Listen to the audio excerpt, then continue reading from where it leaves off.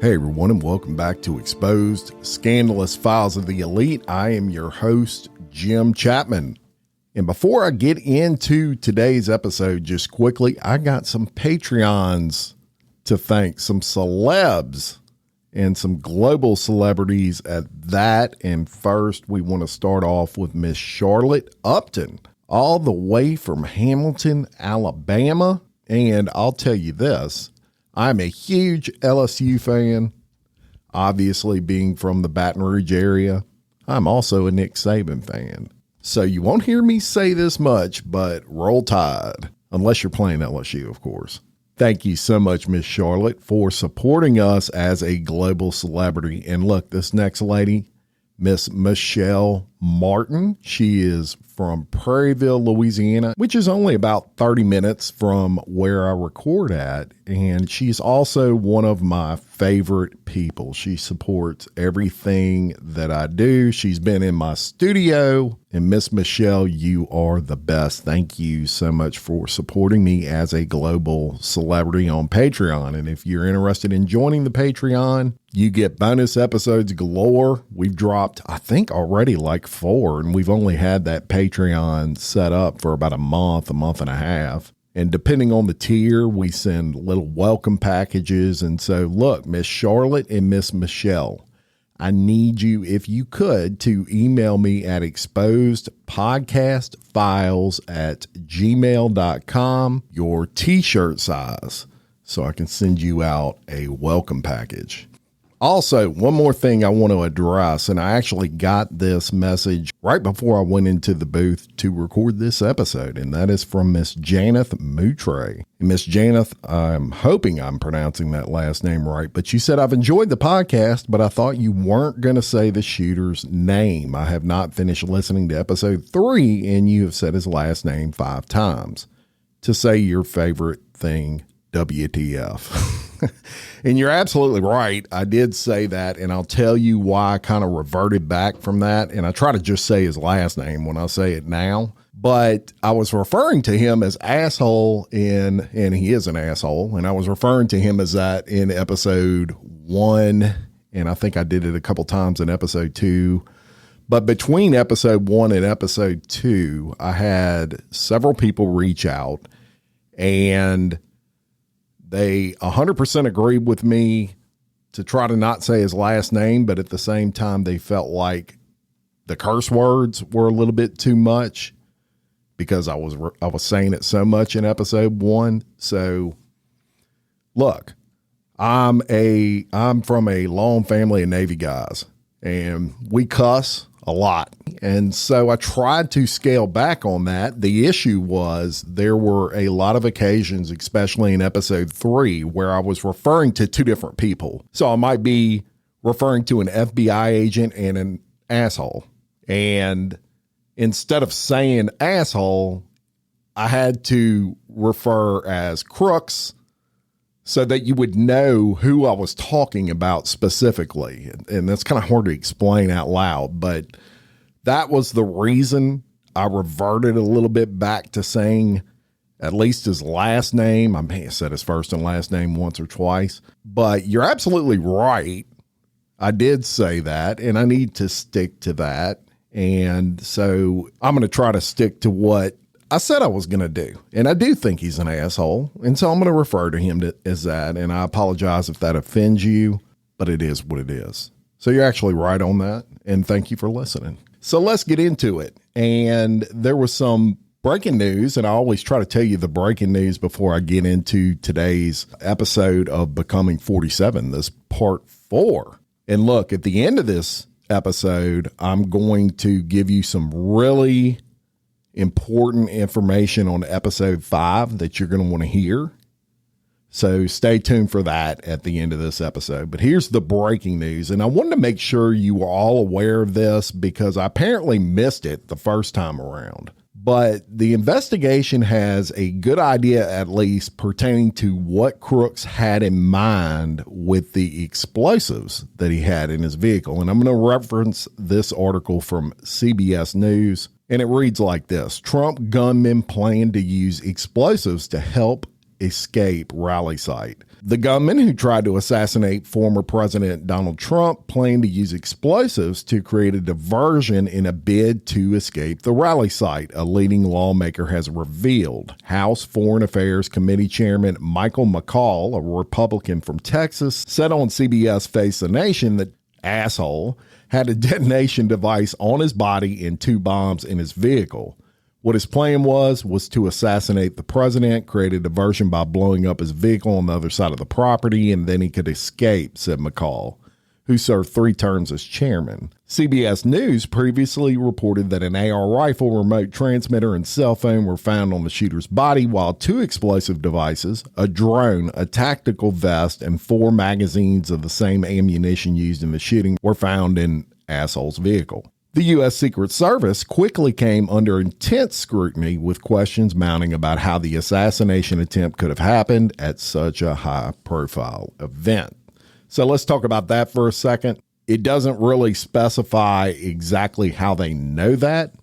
And considering the fact that that asshole is dead, I don't know how you can know his state of mind unless he left some things behind. You can certainly opine on that. You can assume, and that makes all the sense in the world to me. It would not surprise me a bit if that was his plan. But it has not come out yet, at least that I've seen, as to how they would kind of know his state of mind there. Did he leave something behind? We don't know yet, but I'll sure let you know. And from the AP News, there is some breaking news on former President Donald Trump and that he has agreed to be interviewed by the FBI as part of an investigation into his attempted assassination event. The expected interview with the 2024 Republican presidential nominee is part of the FBI's standard protocol to speak with victims during the course of its criminal investigations. We want to get his perspective on what he observed, that from the special agent in charge of the Pittsburgh field office. It's a standard victim interview like we would do for any other victim of crime under any circumstance. Through more than 450 interviews, the FBI has fleshed out a portrait of the gunman that reveals him as a highly intelligent but reclusive 20-year-old whose primary social circle was his family and maintained very few friends and acquaintances. And I've told y'all about that. They do say his parents have been extremely cooperative in the investigation and say that they have had no knowledge of that shooting.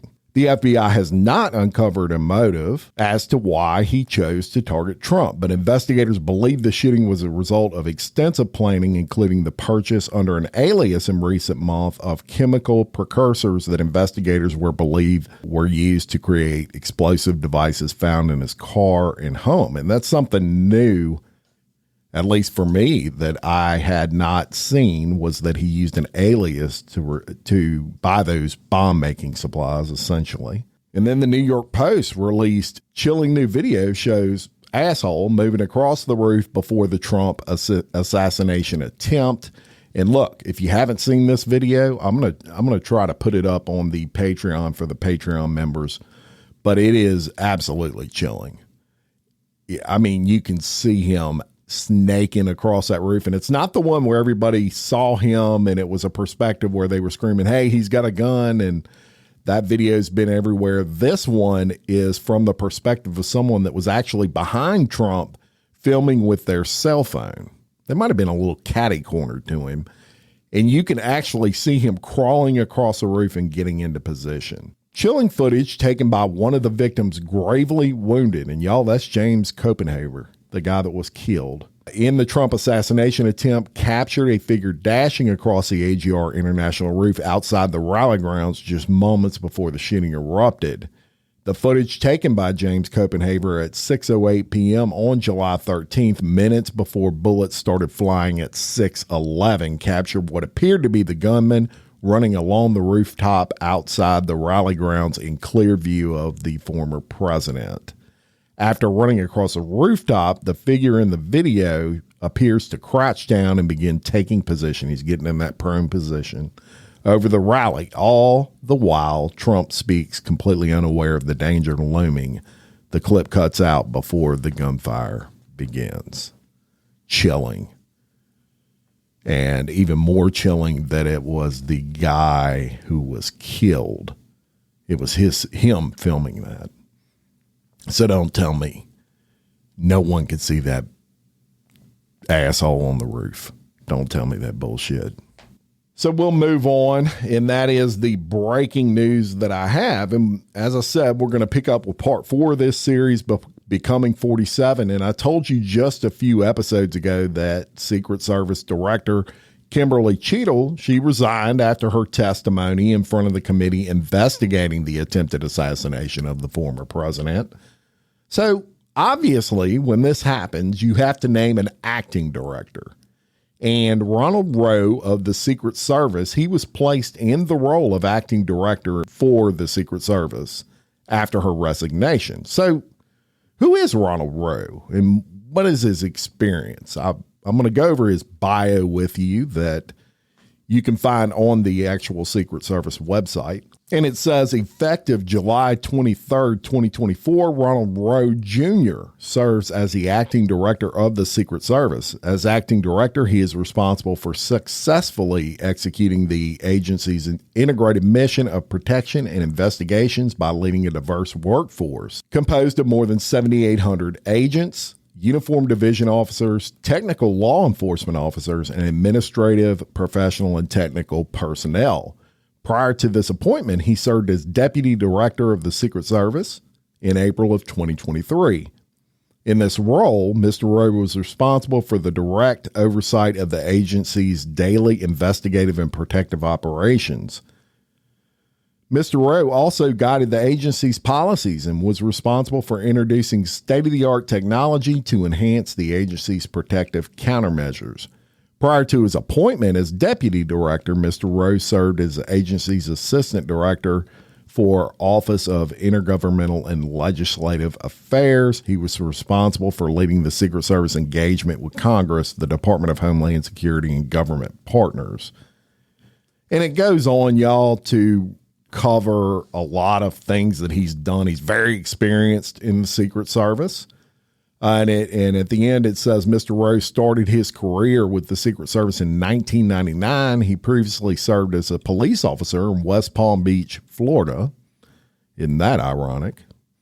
He earned a Bachelor of Arts in Criminology and Criminal Justice in 1994 from the University of Maryland in College Park, Maryland, and graduated from Lynn University in Boca Raton, Florida in 2007. He received a Master's of Science in Administration. Additionally, he completed the Naval Postgraduate School's Executive Leaders Program in Homeland Defense and Security in 2019 in Monterey, California. So that's who he is. And joining Ronald Rowe in this hearing was Deputy FBI Director Paul Abbate. And I'll just go over his bio with you real quick.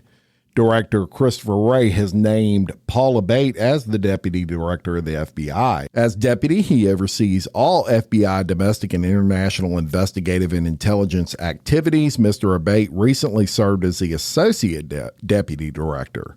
Mr. Abbate joined the FBI as a special agent in 1996 and was assigned to the Criminal Division in the New York field office. Also interesting.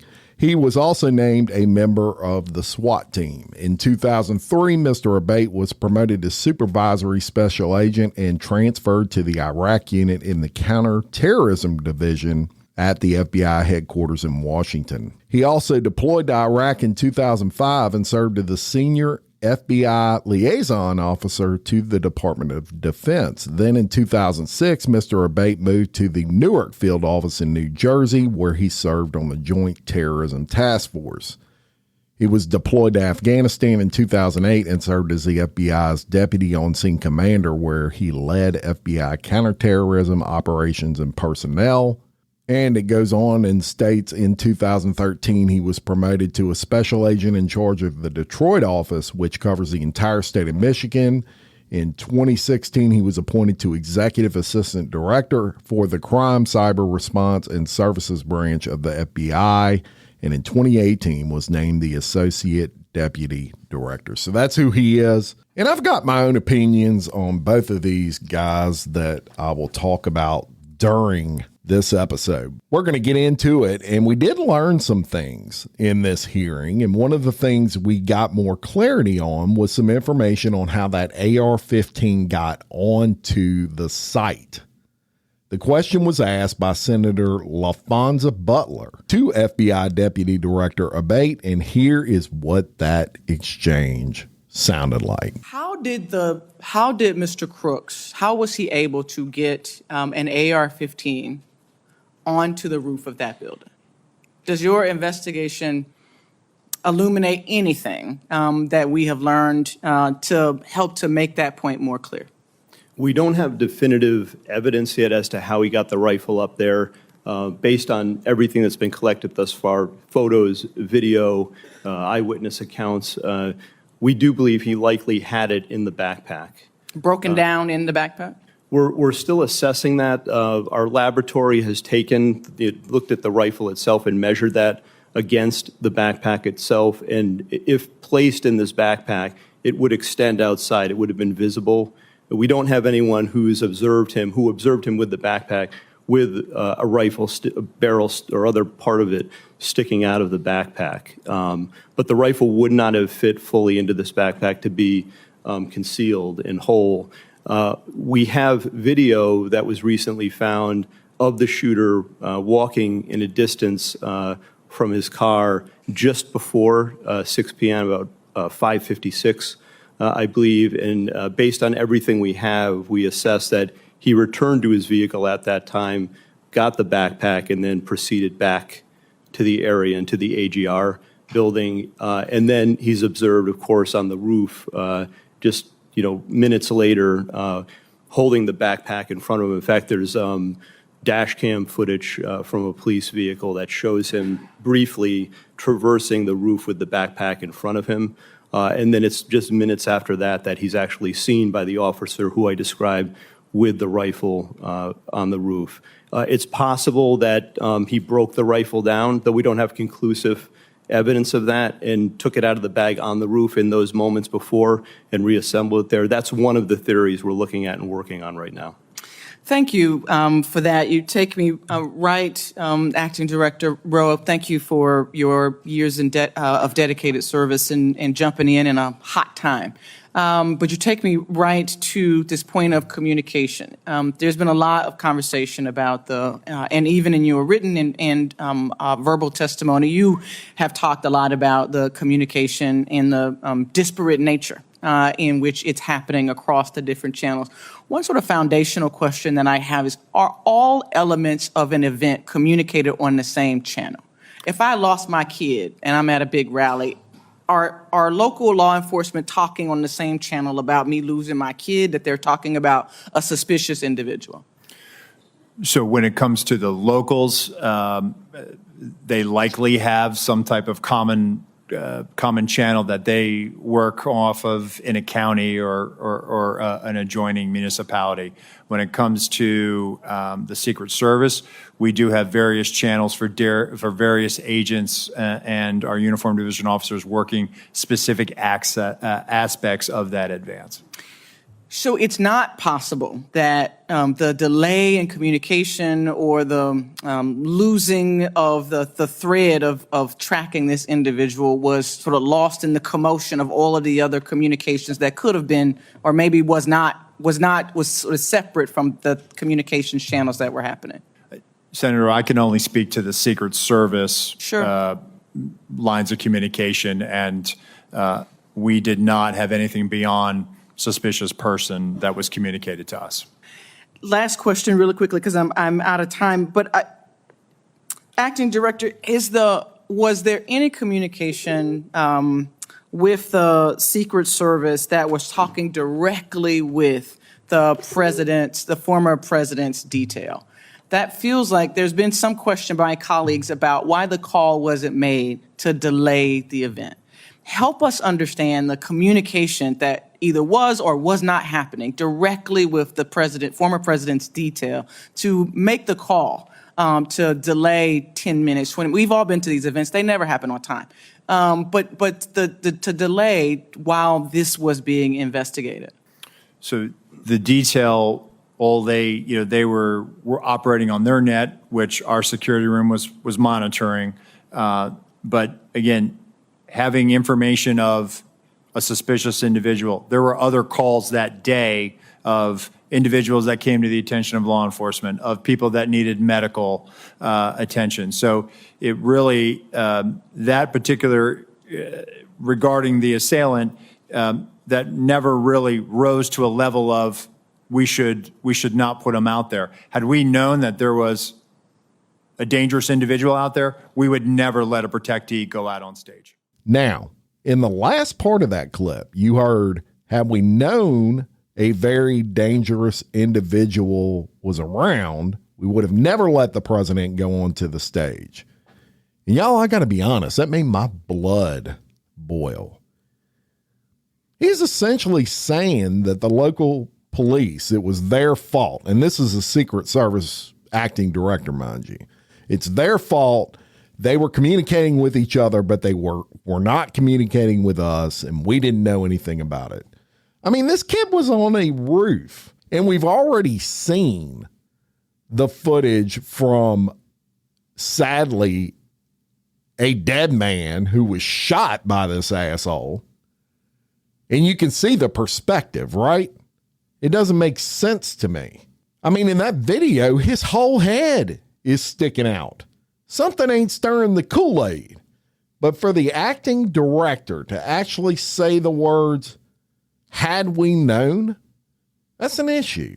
So as the hearing moves on, acting director Rowe talked about the Secret Service snipers, their actual view from their perspective, even though we know what their actual view was now. But I'm going to play the clip for you. Now, in this clip, because we're on audio, it's going to be probably a little difficult for you to really understand the perspective because he's describing it.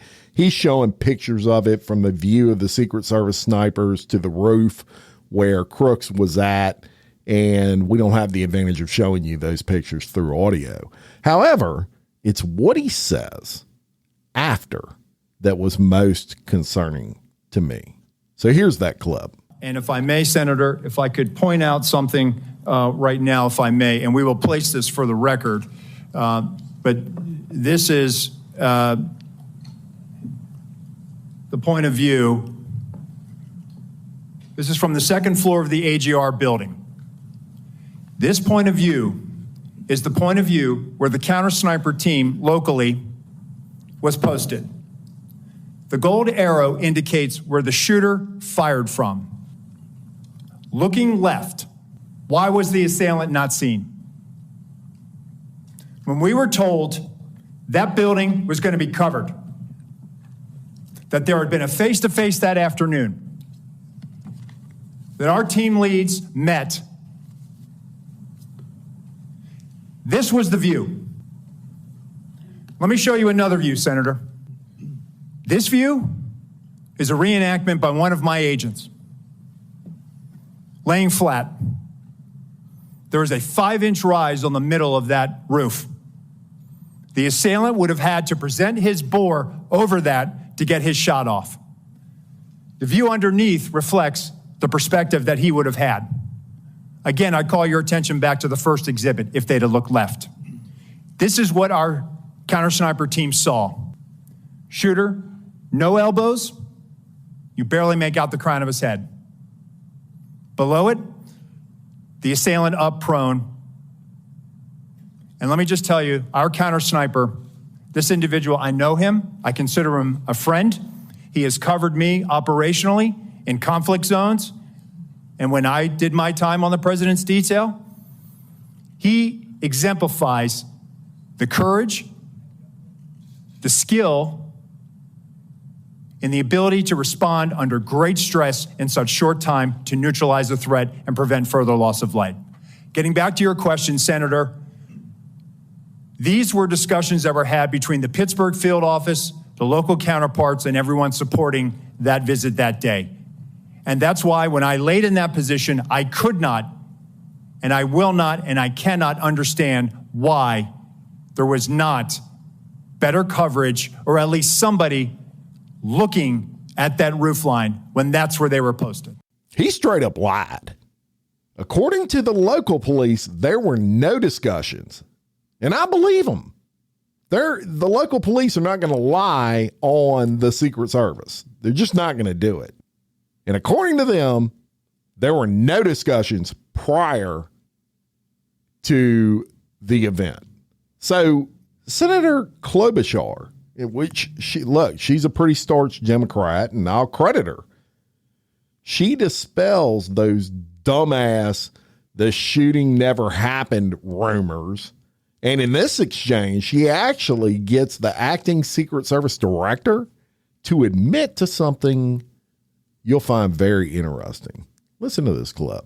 For the people in my state that keep asking me, I just don't get how he got on the roof. I know we've gone through great details and a lot of examination. Could you just give a minute on what went wrong and how you think it can be fixed? Because I think it's just going to help to dispel the conspiracy theories. There are some people that think it didn't really happen, which of course is completely ridiculous. It did. There are some people that think all kinds of conspiracies went on within the government, which is also false. But could you just tell them what went wrong so they understand? Yes. No, thank you, Senator. I've thought long and hard about this. I think this was a failure of imagination, a failure to imagine that we actually do live in a very dangerous world where people do actually want to do harm to our protectees. I think it was a failure to challenge our own assumptions, the assumptions that we know our partners are going to do everything they can, and they do this every day. But we didn't challenge our own assumptions of, we assume that someone's going to cover that. We assume that there's going to be uniformed presence. We didn't challenge that internally during that advance. So moving forward, I've directed that when we're talking to people and we're making requests, we are very specific about what we want. We are providing explicit instructions on exactly what our expectation is and what we need them to do and what we want them to do. That's the only way that we're going to be able to move forward beyond this. And let me just tell you that our state and local law enforcement partners are the best. So this belief that somehow they are less than federal law enforcement or they're less than the Secret Service, they're out there patrolling communities every day. They're the ones out there going into hazardous conditions every day. They know their communities. They have the ability to enforce state and local laws. Our advanced agents do not. Right. We need them, and we need them to be partners with us, and I think we need to be very clear to them, and that may have contributed to this situation. One of the things you mentioned to me was, and to all of us, was in this other briefing, was just the texting protocol. And I think a lot of us think about this in non-security settings, about how people are just texting all the time instead of talking, and how it takes our eyes off, in your case, the target. Could you talk about what might have gone wrong there and how you think things could change when there's the hope is that their eyes are constantly on the scene and on the potential targets and risks? Thank you, Senator. So, again, we need people focused on the problem or on their area of responsibility. It was great that there was a text chain, but that communication needs to go over the net. It needs to go over a radio channel so that everyone has situational awareness of it.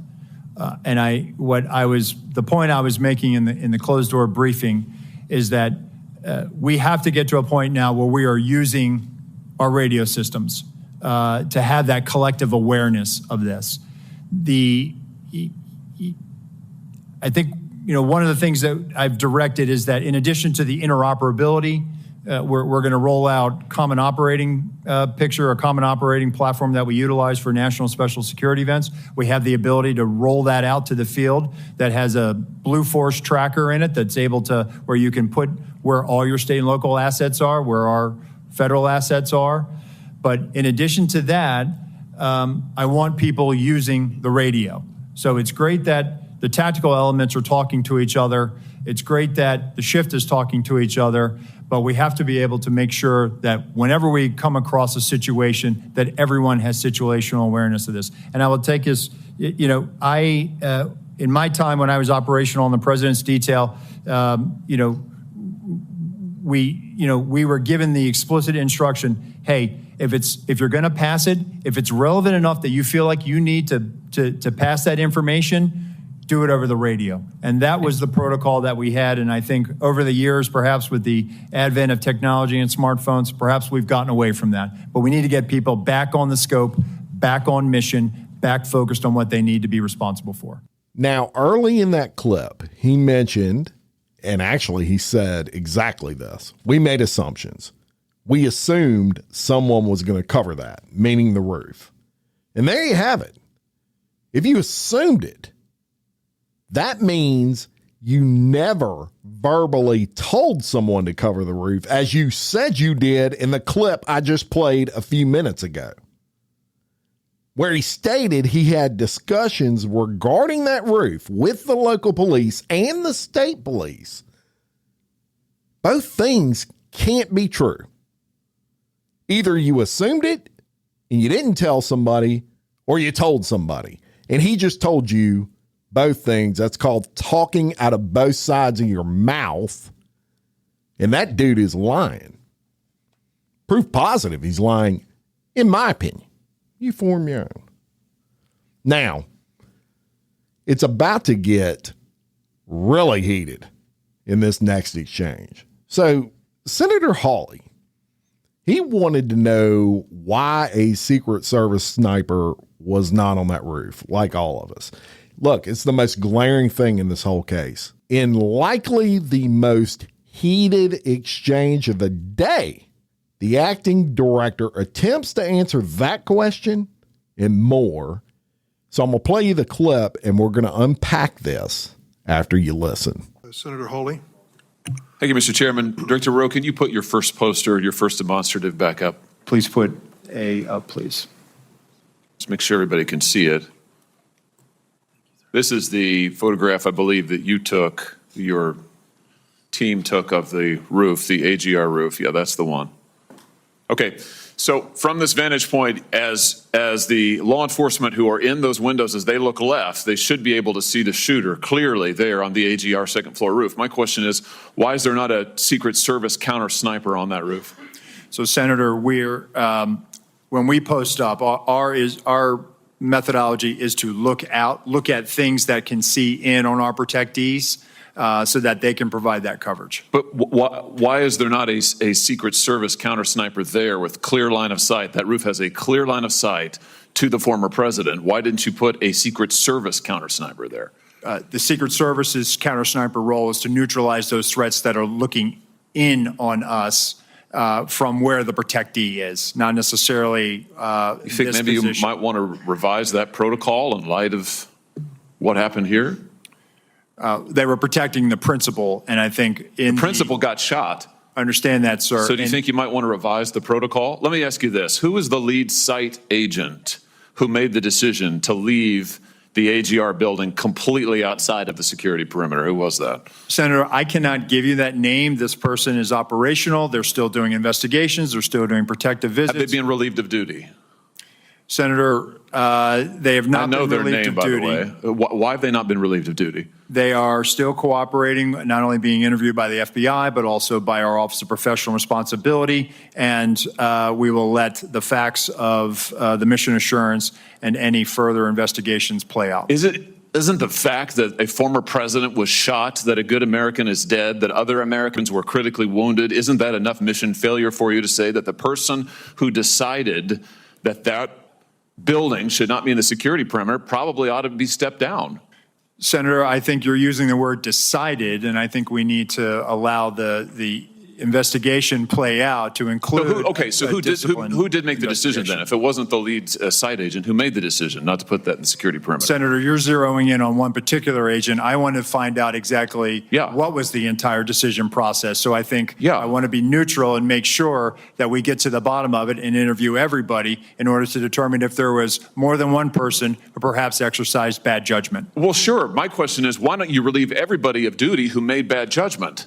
So, yeah, you're right. I am zeroing in on somebody. I'm trying to find somebody who's accountable here.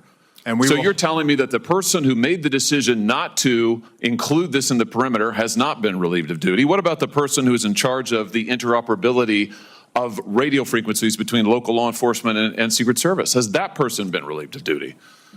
No, Senator, because interoperability is a challenge, is a greater challenge than just one person. On that day, we had a counterpart system. It failed As the spectacularly. person who made the decision to send Donald Trump onto stage knowing that you had a security situation, has that person been relieved of duty? No, sir, they haven't. Has the person who decided not to pull the former president off of stage when you knew that, in your words, the locals were working a serious security situation, has that person been relieved of duty? No, sir. Again, I refer you back to my original answer that we are investigating this through a mission assurance. And as opposed to zeroing in on one, what more do you need to investigate to know exactly what the decision-making process was? What more do you need to investigate to know that there were critical enough failures that some individuals ought to be held accountable? I mean, what more do you need to know? What I need to know is exactly what happened, and I need my investigators to do their job. And I cannot. A lot of people didn't do their jobs. I cannot put my thumb on the scale. Otherwise, what do you mean put your thumb on the scale? You're asking me, Senator, to completely make a rush to judgment about somebody failing. I acknowledge this was a failure of the Secret Service. Is it not prima facie that somebody has failed? A former president was shot. Sir, this could have been our Texas school book depository. I have lost sleep over that for the last 17 days, then just like you have. Somebody to hold them accountable. I will tell you, Senator, that I will not rush to judgment, that people will be held accountable, and I will do so with integrity and not rush to judgment and put people unfairly persecuted. Unfairly persecuted? Unfairly, We've got people who are we dead. have to be able to have a proper investigation into this, Senator. You said earlier that you've got to make sure that your protocols are followed, and unless there's a protocol violation, people wouldn't be disciplined. I would just say to you, I don't really care that much about your protocols. I think if your protocols don't provide for the fact that when a former president is shot, when an American is killed, when other rally-goers, innocent people who just showed up on the day, when they are shot at and critically wounded, if that isn't a protocol violation prima facie, you should revise your protocols. Senator, I think this is where you and I agree. This was a failure, and we will get to the bottom of it. Well, I hope you're going to do something about it. Let me ask you something else. The Real Clear Politics reports this morning that you were directly involved in denying additional security resources and personnel, including counter snipers, not just to this event, but over the last 2 years, that President Trump's team repeatedly asked for these additional resources, and you personally were involved in denying them. Is that true? Senator, as I stated earlier, that is not true. So you never denied any resources to former President Trump's team? No, not me. No, sir. And you weren't involved in any of that? You were never involved in the decision-making? No, sir, I was not. Let me ask you just one or two other things here quickly. Well, whistleblowers tell me that, in fact, law enforcement were stationed to be on that roof and that law enforcement abandoned their post because it was too hot. Is that accurate? Senator, I have heard that as well. They posted up inside. And I think moving forward, as I said earlier, we're going to ensure that state and local counter snipers are on roofs. But do you know if someone was supposed to be on the roof? Do you know if someone was in fact? That's what the whistleblowers tells me. That may or may not be accurate. Do you know that to be the fact? Was somebody posted to the roof, local law enforcement or whomever? I do not know that to be a fact. Well, can I ask you why you don't know that? Again, Senator, we are looking at this, and they should have been on that roof. And the fact that they were in the building is something that I'm still trying to understand. I just want to express my frustration, Director, that 17 days or whatever it's been, that whistleblowers are telling us more than you are, and you don't know, you haven't ascertained if there was supposed to be law enforcement on the roof. That seems like a pretty basic fact. I'm also told that local law enforcement suppliers offered the Secret Service drones, and you declined them. Is that true? So, Senator, one, I've been very transparent and forthcoming. Your agency has not been transparent and forthcoming, so please, let's not go there. I have been forthcoming, sir. That remains to be seen. You've been on the job a few days. So far, you've fired nobody. Now, the drones. Thank you, Were Senator. you offered drones? Senator Hawley. So there was an offer to fly a drone on that day. And why did you deny it? Again, I think the ability of local law enforcement to provide an asset, we probably should have taken them up on it if it was offered. Now, Josh Hawley nailed it. I would say it's pretty obvious that someone screwed up royally here. Yet, no one No one has been placed on leave. Hell, they're still working. Everybody on that Secret Service detail is still working. They're not even at home with pay while they investigate, which even local police do that. When someone in your local police department gets in trouble or they get a complaint filed against them, they go home. Typically, it's with pay while they are being investigated. These guys are still working details. That's insanity. He says, we're going to make sure that this investigation is proper. And I get all that. And you should. You definitely should. But these guys should not be working a detail right now. While an investigation is going on, there's a competence issue with these guys. Some of them. We'll move on. But we won't get any less heated because next up was Ted Cruz. And things stayed heated when Ted Cruz got his shot at questioning the acting Secret Service director. And he also addressed the rumor directly that we've all heard regarding whether or not Trump did not have the proper amount of agents at the rally. There's a lot of rumors swirling around that they pulled some agents away because the first lady was going to a party or something and she needed more security for that. And so they pulled it from the Trump rally. He addressed it, the Secret Service director and Ted Cruz, in this exchange. And here's that. Thank you, Mr. Chairman. Mr. Rowe, thank you for being here. I agree with what you said at the outset that the individual Secret Service agents demonstrated remarkable personal courage, putting their bodies in between the line of sight of the shooter and the president. That being said, the bravery of the line agents is quite different from the decisions of Secret Service leadership. Secret Service leadership committed catastrophic security failures, indeed the worst security failures for the Secret Service since 1981, since the attempted assassination of President Ronald Reagan. It is incumbent upon this committee to determine why those security failures happened. Just after the shooting, Secret Service put out an official statement from your spokesperson that says there's an untrue assertion that a member of the former president's team requested additional security resources and that those were rebuffed. This is absolutely false. In fact, we added protective resources and technology and capabilities as part of the increased campaign travel tempo. Was this tweet accurate? With respect to Butler, Pennsylvania, it is accurate, sir. It is accurate that the Trump team had not asked for additional security and had not been rebuffed. If you're talking about Butler, Pennsylvania, all assets requested were approved. If you're talking about the media reporting of assets requested, there were times when assets were unavailable and not able to be filled, and those gaps were staffed with state and local law enforcement tactical assets. So I'm reading from the Washington Post, July 20th, 2024. Secret Service said to have denied requests for more security at Trump events. The opening paragraph, top officials of the U.S. Secret Service repeatedly denied requests for additional resources and personnel sought by Donald Trump's security detail in the 2 years leading up to his attempted assassination, according to 4 people familiar with the requests. Is that right, that repeatedly the Trump detail asked for more resources and repeatedly Secret Service leadership turned that down? That is not accurate, Senator. Assets are requested. There's a process that is made. And how many requests did the Trump team or the Trump detail ask for? I can get you that number in a queue. You don't know now. So I can speak to the ones that reported in the Washington Post, and we can go through them if you like. But you don't know how many requests there were. In general, how many requests since 2021 that the former Trump detail has made a request for assets? You've had 2 weeks. You had a spokesperson put something out that is false on its face. By the way, did you approve this statement when it went out? I don't know if I did or didn't, Senator. Has this spokesperson, is he still employed? Does he still have a job? He is still employed, Senator. So he lied on behalf of the Secret Service. He still has a job. Did your predecessor, the former director, did she approve this statement? Senator, our comms team, they send out statements, they do deconflict them, and they put them out. Did she approve this statement?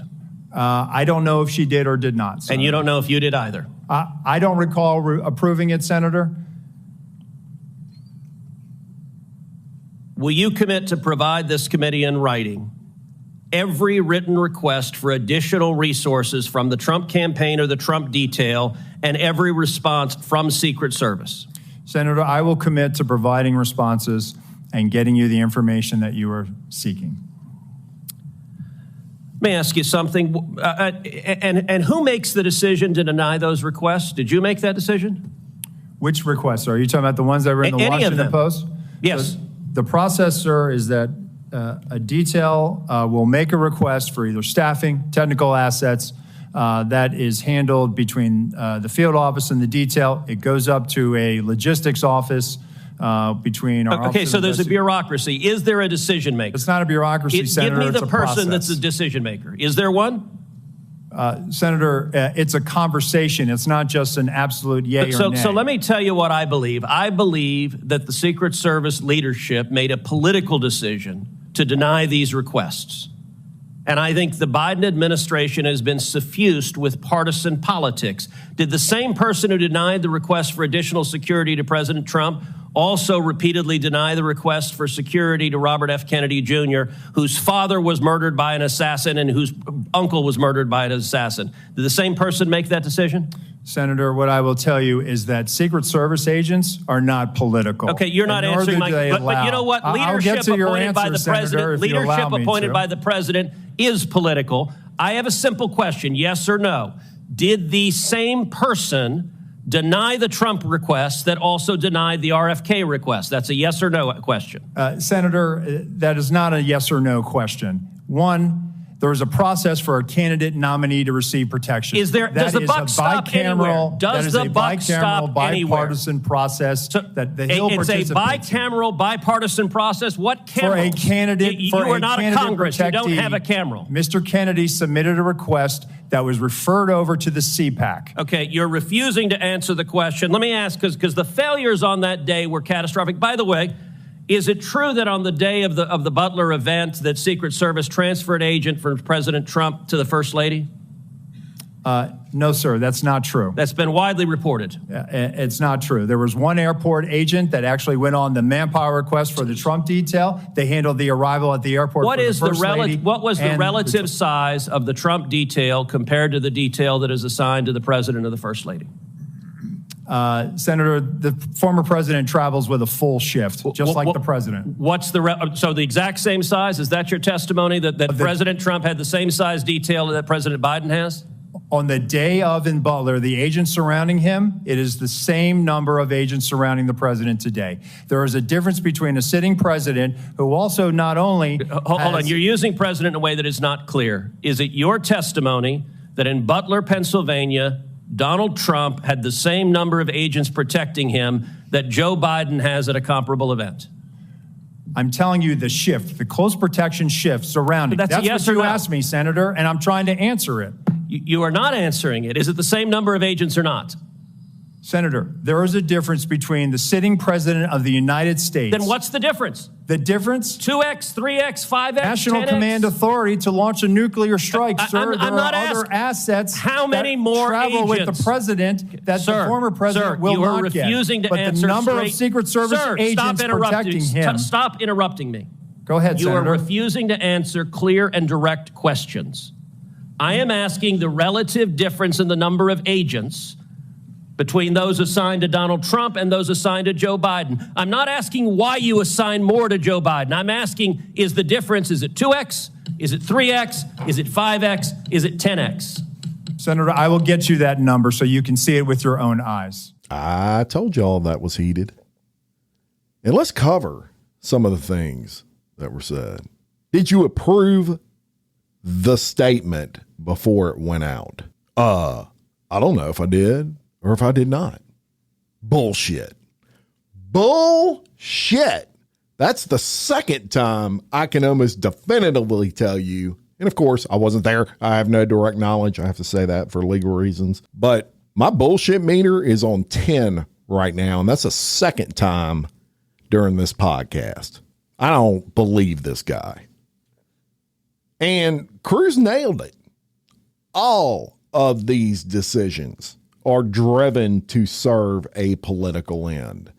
Leadership appointed by the president is political, just by its very nature, y'all. If a president appoints you, that means the president is your boss. He can hire you and he can fire you, right? So if it is human nature to not want to piss your boss off, typically. So of course there's a political in there, especially if you like your boss and you feel like someone else is going to take his job.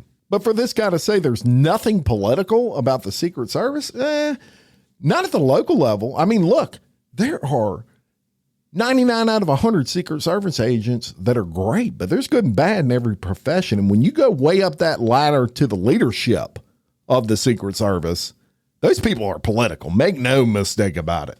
So I call bullshit again. And I think this guy's got an attitude. A little bit more. He needs to be a little more humble. My opinion. I think he's arrogant to stand in front of Congress and bark back at them like that after a former president was shot. Dude, you need to eat some humble pie and take your medicine. I mean, this guy is not the solution for the Secret Service, in my view. He couldn't even give Cruz the number of agents in that last exchange that were assigned to the president and how many they assigned to the former president, especially not at this event. Couldn't even give him a number, not because he didn't want to. I submit to you, it's because he did not know the number.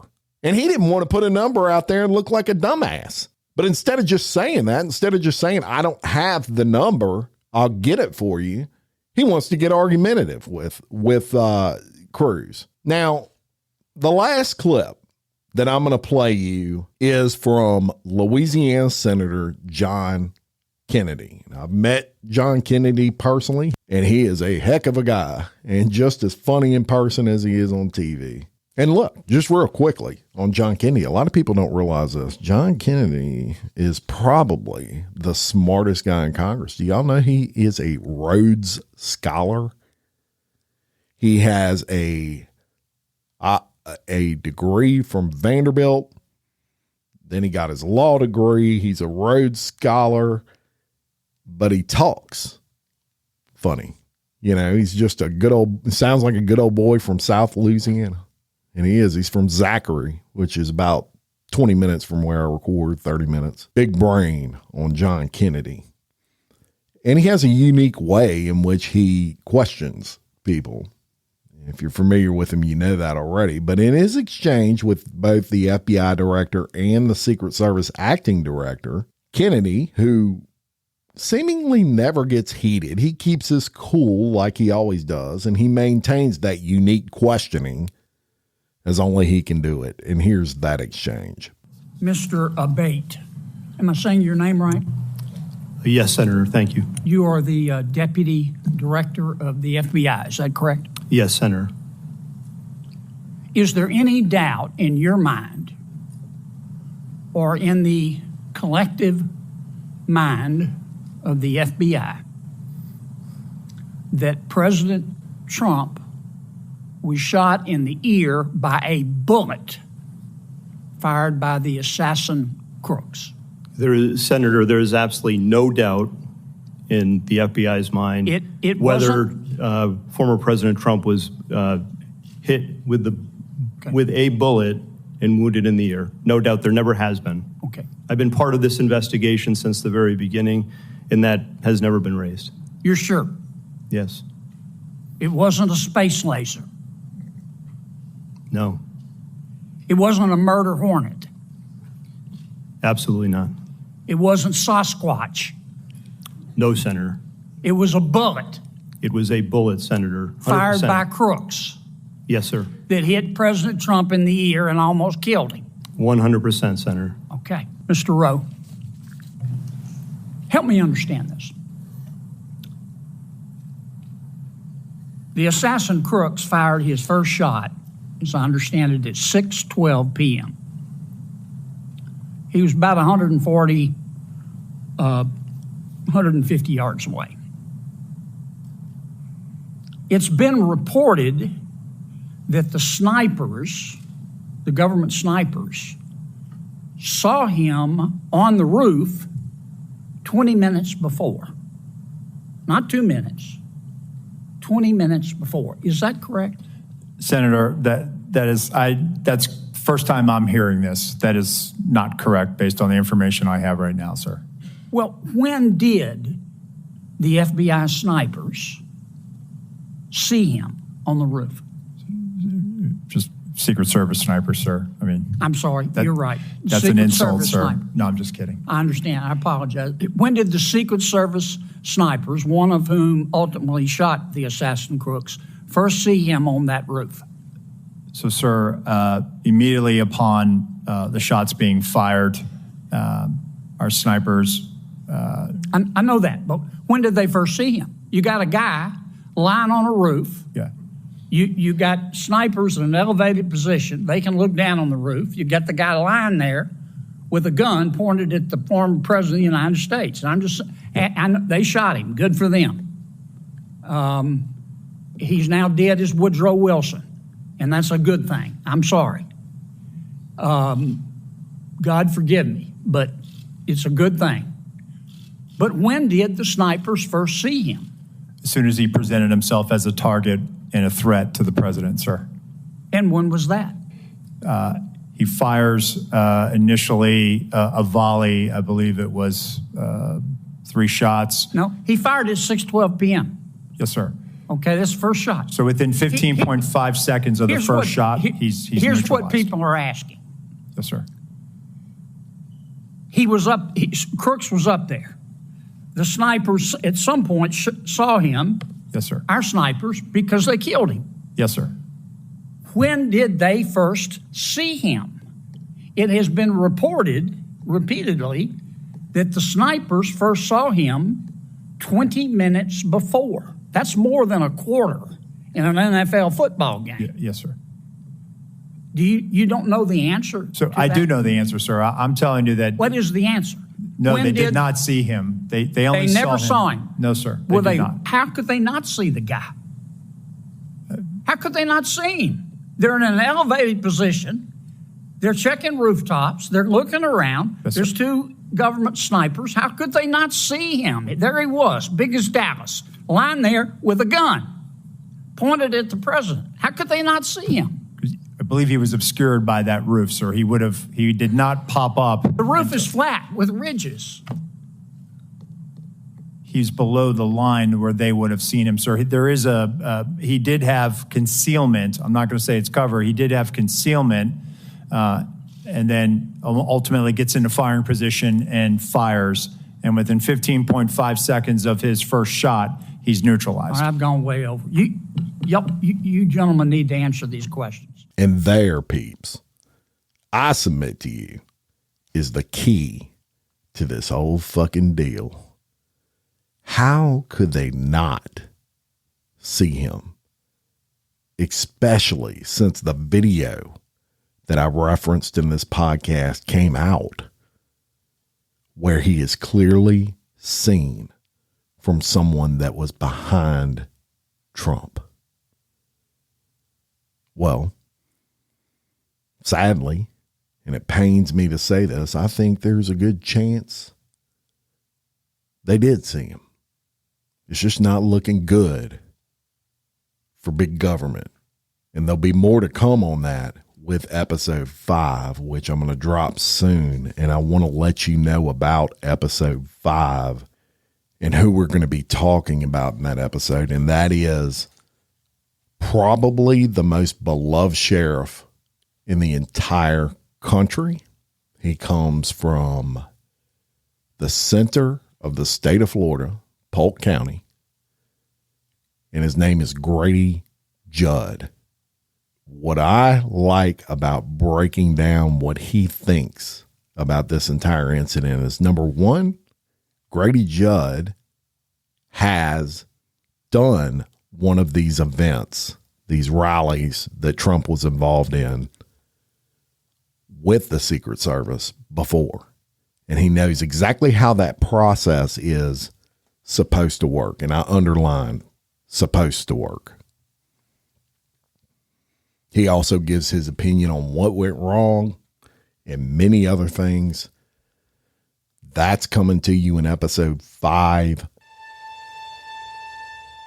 And there's a good chance that after episode 5 drops, the subsequent drops of the Becoming 47 series will become a Patreon only perk. And the reason that I'm looking into doing that is the expense and the research involved in this particular series takes an exorbitant amount of time. Clipping all this stuff out, y'all, takes hours, and those people pay for that. And so those subsequent episodes are likely going to be accessible on Patreon only. It's a business, y'all. And so many people enjoy it. We don't want to take it away completely. So it will likely become an aspect of our bonuses that we drop on Patreon along with other things. Thank you again for listening. I love and appreciate every single one of you. And for Exposed, Scandalous Files of the Elite, I'm your host, Jim Chapman. Much love.